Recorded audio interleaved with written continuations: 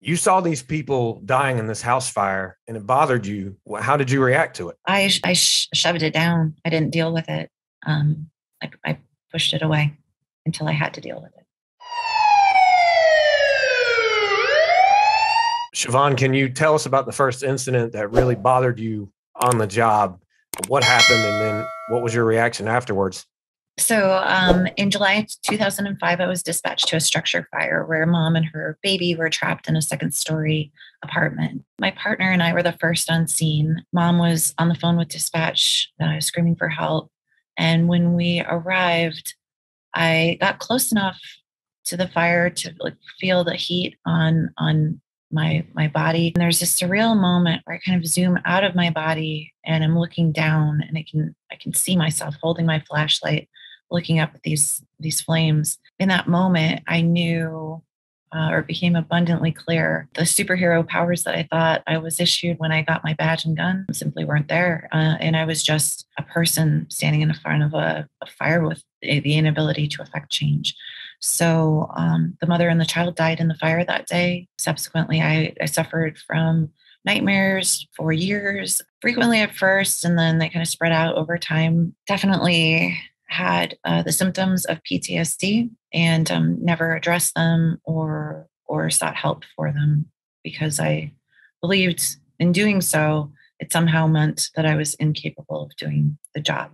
I'm sure on the inside you were visibly shaken. Were you trying to do what a lot of cops do and we just say, "Oh, I'm fine, I'm good, I'll be all right"? Did you react that way? I think immediately following the fire, and I'm talking moments after, I remember calling my mom and just sobbing in my car and then collecting myself and really shoving it all down and not addressing it again. I went to every fire call I could to demonstrate not only to my partners but to myself that I would be able to effectively navigate that type of call without emoting. And I became a crimes against persons detective to save all the babies I could. I wasn't able to save the child in the fire, but I was going to save the rest of them. Just ask me. Okay, so you did feel like a calling based on some post traumatic stress. You did feel a calling to help children. I admire you for that. You said nightmares. I mean, when these symptoms started happening, did the thought of seeking assistance ever come across, or were you just like, no, these will go away? I have to ask. I mean, how'd you feel about those symptoms? Um, they were scary. The nightmares themselves, the mom and child would greet me in them and be furious at me for not saving them. And they were scary in that the images that I would see of them in my nightmares were very demonic, for lack of a better word. My hope was that over time that they would go away on their own, and they started to spread out over time. I made a point of not trying to remember the date so that for some reason I thought that that would help me Hmm. move past it. So when I was met with peer support or whatever around the anniversary of the fire, it would upset me because it was a reminder that it happened around then. Yeah. So I think that really not dealing with it was my way of dealing with it. I made the same mistake in our when I came home from Iraq. I made the same mistake in policing, and both times it came to bite me in the butt. And the fact that nightmares can turn into actual physical reactions, and then all that tension we hold up in our bodies, it can lead to other things as well, not in a positive way by any means. But you did say that after that incident, you soon went into detective work to protect as many children as you possibly could. That job's not easy by any means, especially, I mean, like in my YouTube channel, I consistently talk about how seeing children be victims of horrific crimes is awful. So, I mean, how bad did that job take effect on you? Did it have an effect? And what was that like working in a as a detective for the kids? I was pretty effective in that position. I was able to compartmentalize well at work. I was proficient in my job. It did take a toll at home in that I became very detached from my family and withdrawn. Yeah, I think, professionally, you would really not be able to pick up on anything bothering me. Right. It was just more at home and the general withdrawal that was happening in that respect. Were you aware of that when that was going on? Was someone telling you, "Hey, you're not who you used to be"? How did you come about with awareness of that? I think a couple things happened. There was a moment when my husband was telling me about an incident or a group that he was a part of where somebody was complaining about their relationship with their parents and was very upset about it. And that particular day, I had been out the night before working a homicide where a woman had gotten stabbed in the eye. And I remember looking at him and being like, you know what? At least she didn't get stabbed in the eye. Like we all have problems with our parents and get over it. You know, life's not so bad. You didn't get stabbed in the eye last night. And it was a very like callous sort of approach. And he told me a cup of pain is a cup of pain, and that it may not be the same, but you know, like I should still be able to honor people and where they're at. And I felt really a lack of empathy towards my fellow man about, you know, the little T traumas. If your trauma wasn't a big T trauma, I didn't care. I think that callousness made it evident that I was definitely shifting and changing and becoming someone I didn't really like. Yeah. I'm glad you brought that up, because that's what can happen to a lot of police officers. And we deal with it through that dark humor, and you almost get to a point where you try to not feel anything towards anybody. And that's awful, because that definitely depletes the ability to have the empathy, like you said, which is very crucial for communicating with the public and being able to relate to people. And yeah, I'm glad you brought that up. Well, we obviously could talk all day. I really want to get to solutions, because every officer goes through something that bothers them.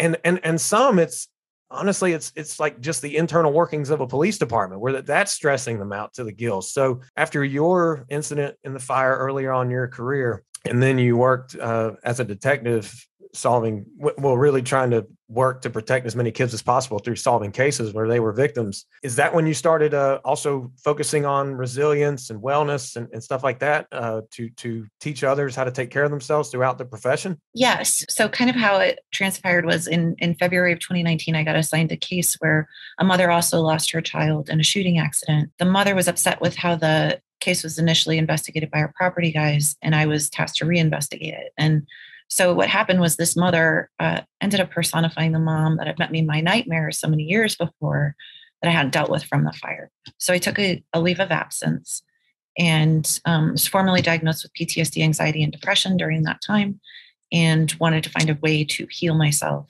organically. I didn't want to take meds, not that there's anything wrong with them, but I wanted to do it on my own. And led me down these rabbit holes of wellness. And I found an extensive amount of research on things like gratitude, diet, movement, connection, and breath work, and their ability to help you navigate the nervous system and control it and how you're responding to stress and trauma. So with that information, it really drove me forward in wanting to express and educate people about the message behind these modalities. And so we created a company. Marshall Spring and I, a combat veteran, created a company involving training people on resilience and these modalities. Let me just backtrack just a little bit. When you did get diagnosed post-traumatic stress disorder, did you get support from your department, or did you feel alienated? How'd you feel whenever that diagnosis came down? Did you feel like it was a character flaw? You know what I'm getting at. I mean, just how'd you react? I was pretty upset. So there's a part that there's relief because you've named the monster, right? So it's not good point. Yeah, just ambiguous.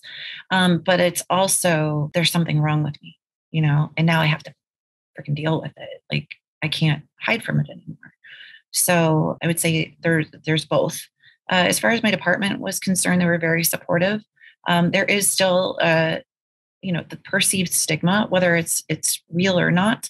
I think that we as cops feel it, are aware, or I guess concerned about any kind of judgment around our ability to do the job. And so certainly I experienced that, whether my partners were actually doing it or not, tough to say, but I felt it, was conscientious of my own kind of insecurities around the diagnosis.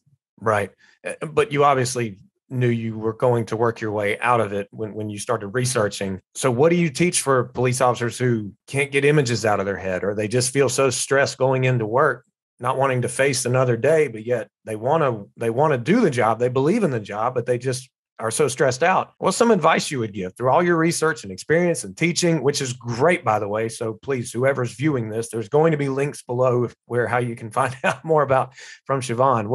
What's your top advice for an officer when it comes to wellness and stuff like that? I think using modalities like gratitude, shifting the way that we're eating, and movement and connection and breath work are really they're big dogs, they're game changers, and starting to apply those sorts of habits into your daily life through anchoring them into already established habits is kind of key. So as police officers, we're really great at taking care of other people. We are caretakers by nature, but when it comes to our own care, we put ourselves on the back burner. Again, not acknowledging our own stresses and traumas because they don't maybe rise to the level of the people that we're serving.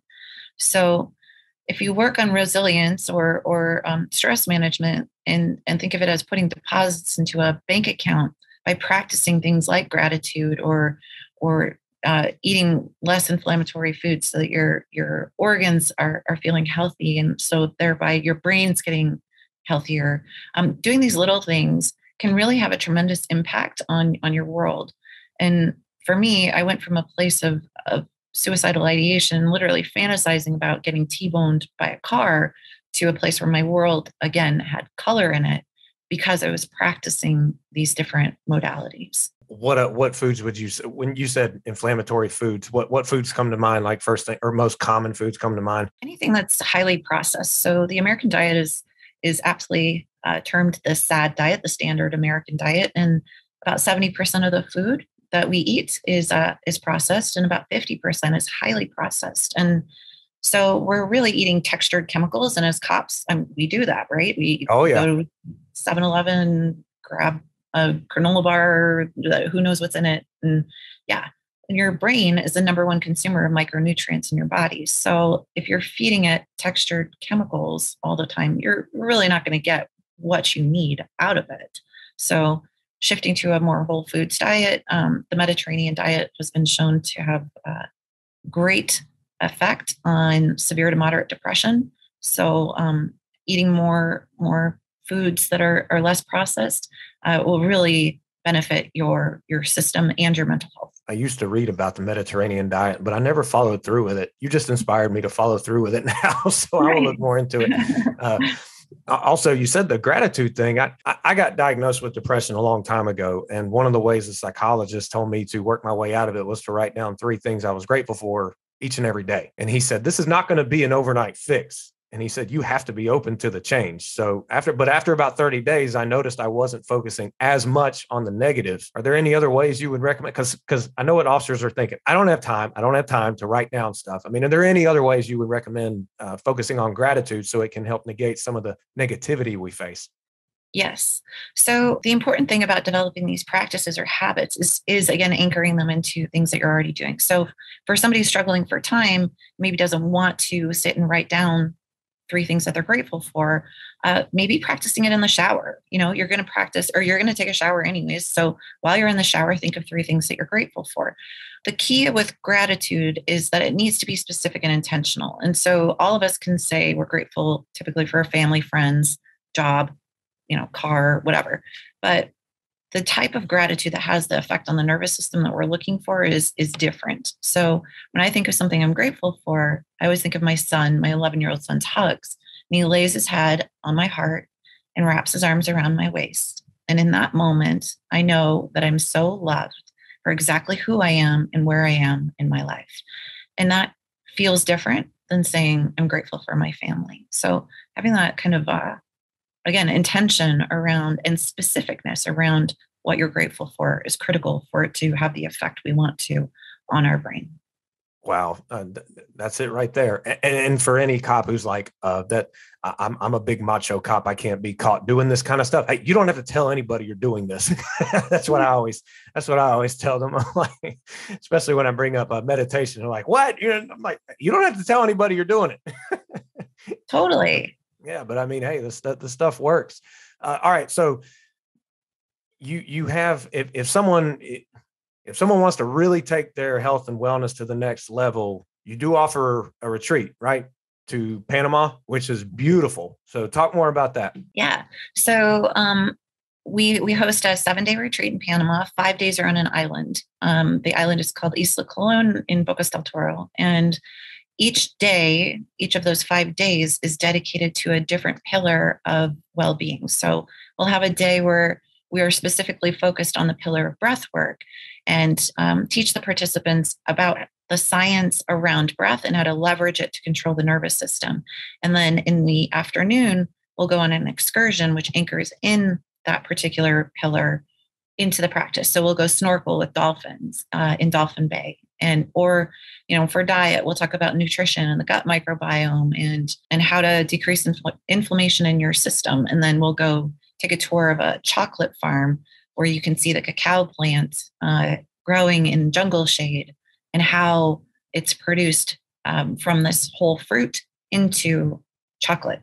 So it's a pretty amazing experience, and people come back changed as a result of the week, and feel invigorated and more apt to be able to handle life stressors. If someone's not interested, which after that description, I don't see how they could not be interested, what website can they go to? How can they find out more about it?